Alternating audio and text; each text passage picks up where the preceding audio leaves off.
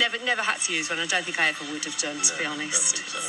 So banning them, I don't think that's a problem. I think, if people just train the dogs properly and make sure they're in control, then there shouldn't be a problem.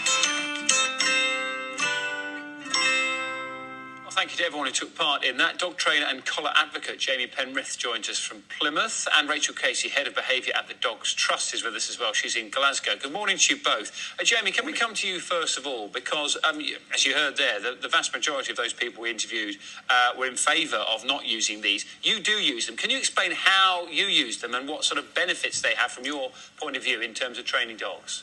Yeah, absolutely. Good morning. Could I just start by saying that I was one of those people. I was firmly in their camp, completely and utterly against the idea of electronic training aids. I thought it was abhorrent. I thought it was totally unnecessary. Until such a time as I gained experience and required the use of one. And in my particular circumstances, it was for a dog that was killing livestock, and there was no other means that proved effective in doing that. Since then, the use and the application of electronic training aids is above and beyond a punitive device, and that's what it's been. When you hear this electric shock collar and shock collar, that's you emotively grab people, and it's going to happen. I understand it because it did it to me. But the fact is that they aren't used in that sense. Professionally used, an electronic training aid follows compassionate guidelines, justified guidelines, where it's necessary and proportionate use, which is why we would campaign and have been campaigning for not an outright ban, but certainly education, limitation, restrictions in terms of quality and use. But because you have a great many people who say, I would never use one, I have never used one, that's terrific, and that's utopia, that's what you would push for. But that doesn't mean that those desperate, compassionate, loving dog owners who have tried for months or years and years and have taken on rescue dogs, a third of the dogs that in our survey at the Association of Responsible Dog Owners have been from rescue. So they've been through the alleged creme de la creme of training and behaviour modification, and they've come out with people who've decided to give those dogs a second chance, and they're trying their damnedest, but they found that they can't reach them. Whereas with the inclusion of a remote training collar into a holistic program, a reward-based training program, they have seen tremendous results, and they have allowed their dogs the freedom of behavioural expression that all animals deserve. These people are complying with legal requirements, and they are complying with ethical requirements. But people really, it's something that you need to experience before you can genuinely make an educated comment on it. Let me put those points you've just made then to Rachel Casey. Rachel, surely Jamie makes a valid point, doesn't he? That when you hear about 6,000 volts, your instant reaction is, how can we do this? And yet, Jamie says it's really helpful in some cases. Well, good morning, and thanks very much for inviting me on BBC Breakfast.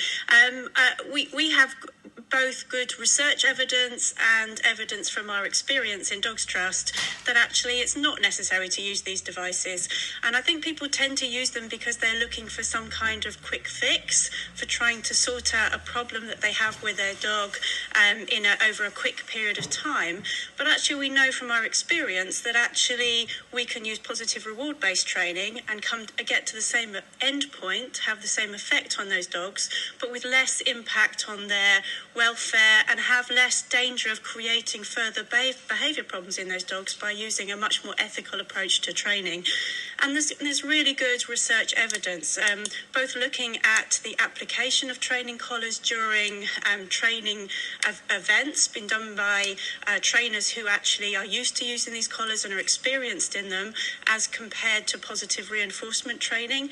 And we know from that research that actually there's no difference in outcome between those two different types of training, but the dogs that are trained with electric collars are much more stressed. They show behavioural signs of stress and also physiological indicators that they're very unhappy and distressed in that circumstance. Rachel? And we also know from research that actually if you use an electronic collar and you take that dog back to the context in which the collar was used, it carries on showing stress thereafter. Rachel, so actually, Rachel, I've got to jump in, Rachel, because you and Jamie have both given really detailed, really good answers. But I want to come back to both of you and give you the opportunity to make both points of view. And if you both give really long answers again, we can't do that. So, Jamie, can I come back to you first of all and pick up on Rachel's point there about the quick fix?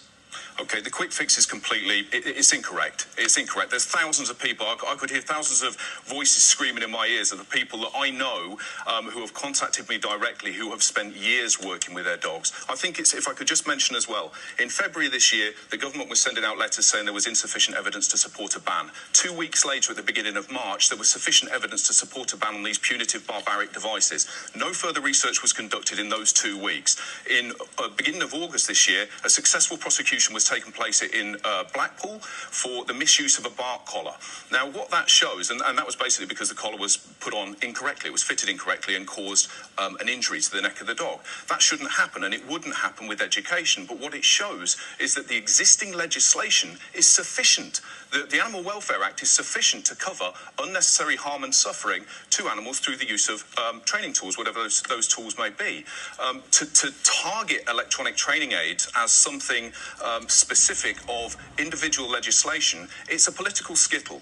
You know, it's an easy target. Very few people use it. Very few people have experience of them. It's very easy to get people emotive about it, and it's very easy to politically point score in terms of... I'm not sure that was much shorter, Jamie, but I know you both know your stuff and you've got plenty to say on a really emotive subject. So, Rachel, let's come back to you. Yeah, I mean, I think we are absolutely delighted that DEFRA has brought in this ban at Dogs Trust. I think we're jumping for joy in Dogs Trust today because we have been campaigning for this for a long time. We know from research that they're unnecessary, they have no greater benefit than using positive reward-based training, and there's years and years of evidence